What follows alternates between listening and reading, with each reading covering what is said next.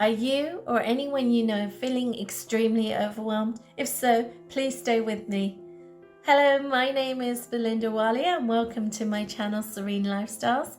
I am a psychotherapist and I help people rewire their mind to overcome stress, anxiety and depression, amongst other things. Obviously everyone is overwhelmed, of course they are. With all the stuff going on around the world, there is a lot of high anxiety and feeling overwhelmed and feeling frustrated. Well, my advice is let's stop and focus on what we can control instead of worrying about what we cannot. The best thing we can do is consider that all those volunteers, key workers and relevant organizations, as well as people on the front lines, are doing their very best they can to help us. So let's do our very best and something for them and focus on what we can take care of. And what we can take care of more than anything is our emotional, mental and physical health. So let's focus on our immediate world, the world of our home, and if we have people in it, the people around us, our pets, everything that is in our immediate world.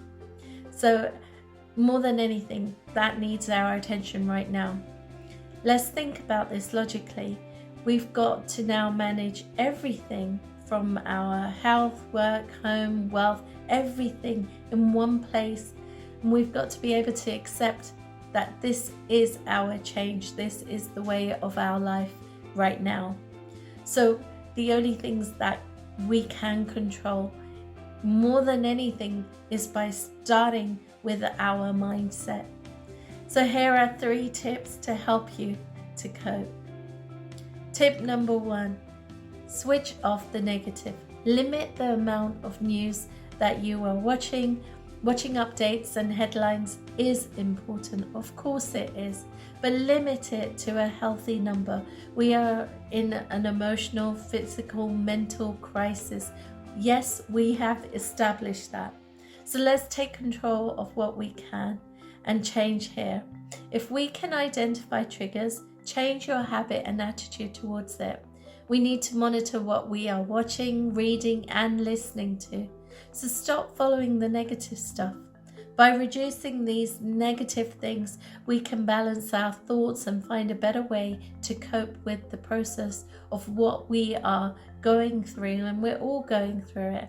And thereafter, try our very best not to feel overwhelmed by it, because this too can have a huge impact on those who are around you and those that are vulnerable and may be around you, or even if you're in connection with them, they will be able to pick up on how you're feeling. So tip number 2, let go of the fear. The fear leads to further anxiety and stress, and that leads to frustrations. What can you do about feeling frustrated and without causing further harm to yourself? First, you've got to learn to trust yourself again. If you're feeling frustrated, you're going to upset not only yourself but those around you, which will upset you further. So this is the biggest challenge yet. You have to have that faith in yourself, the patience to overcome whatever you cannot control, and you cannot control other people's free will. So try to perhaps start journaling. Journaling is a brilliant way to maintain that frustration. And if you want to vent, you've got something to say, you can't say it to anyone else, venting in a journal is brilliant. Encourage everyone to journal around you. I mean, journaling is a way for you to express your emotions. If you do have someone that is a trusted person and you can talk to them, of course, by all means take that advantage of their loving ears and vent to them. But the aim is to immediately eliminate the things that bother you and help you to let go. I mean, I myself keep a journal as well, and it helps me a lot. So tip number 3, focus on the positive.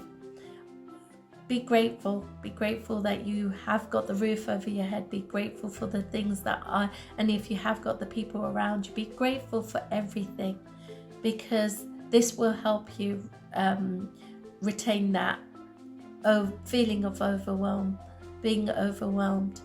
Self-care is really important here.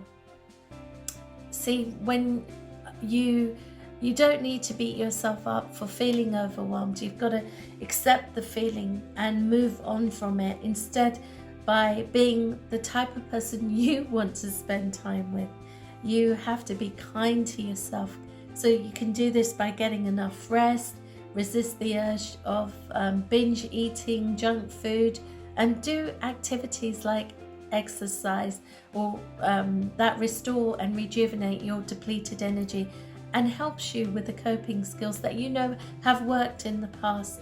So you've got to think about your whole person, your body by exercising and eating nutritious food, your mind by saying positive and kind words to yourself, your emotions by accepting them and then letting go, and your soul by meditating and focusing on your breathing and doing breathing exercises and breathing from your diaphragm.